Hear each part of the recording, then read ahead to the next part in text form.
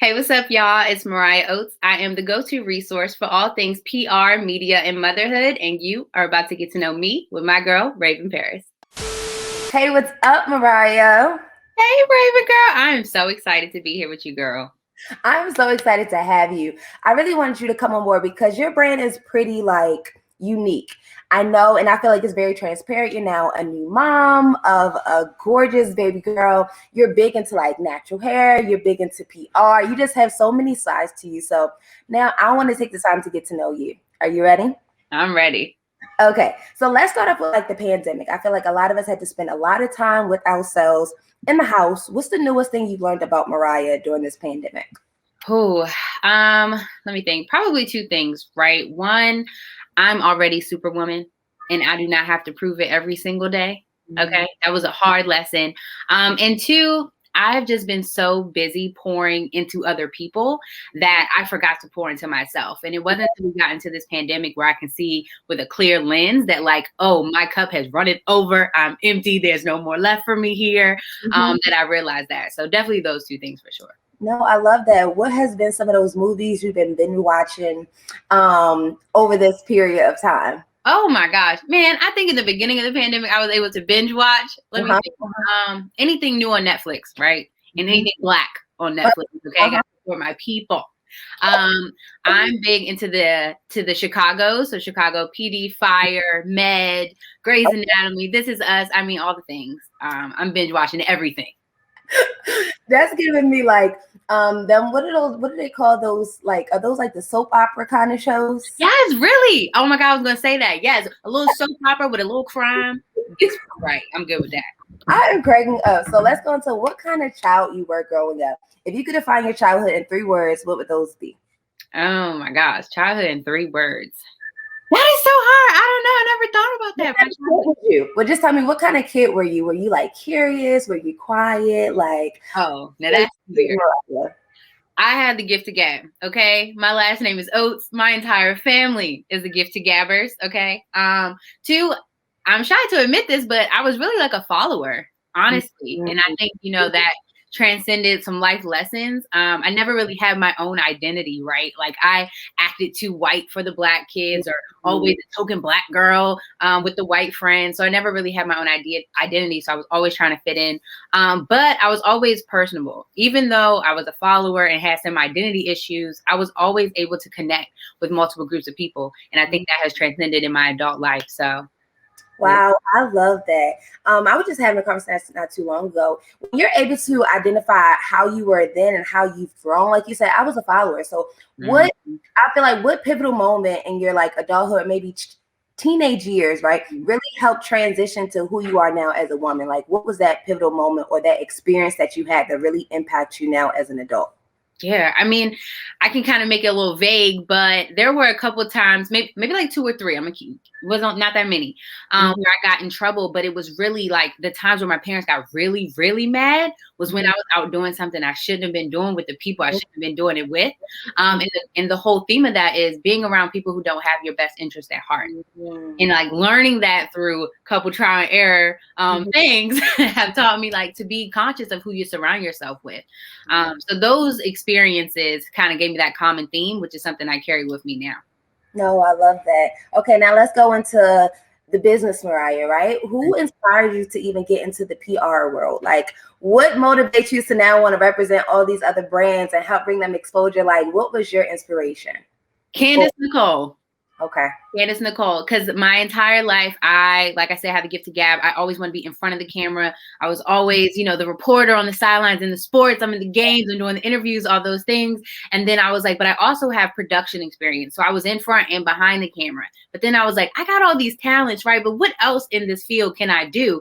I was because I'm just so big on connecting the dots for people. I'm what does that even mean? So I Googled what a publicist was, what public relations was, Googled a publicist in my area, which was DC. And then I found Candace and I reached out to her back when picking your brain wasn't so bad to do it. I got an internship with her. And then my career just never been. Wow. No, that's really important. Now let's go into superpowers. I know how you like to connect the dots, but if I had a magic wand and I can give you a superpower right now, what would it be? Oh, I'm reading your mind. I need to know your thoughts. Okay. Do you like what I'm saying or what? Where does the money reside? I need to know. Yeah, I'm taking that. You wouldn't be scared? No. I mean, unless you were thinking something, that was going to be harmful, then we might have a conversation. But if it's going to help me secure the bag, I need to know. Okay. I like the way you think. I like the way you thinking. Now let's tap into mommyhood. We know is not for the weak. So what has been like the top 3 things that you learned?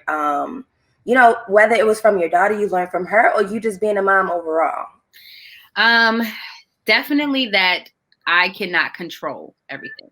I have to be able to adapt and to be able to pivot. And not even just the pandemic. My daughter just turned 2. So really motherhood struck me in the pandemic. So I'm learning from a whole new lens. But being able to understand that like I can't control everything and that has to be okay.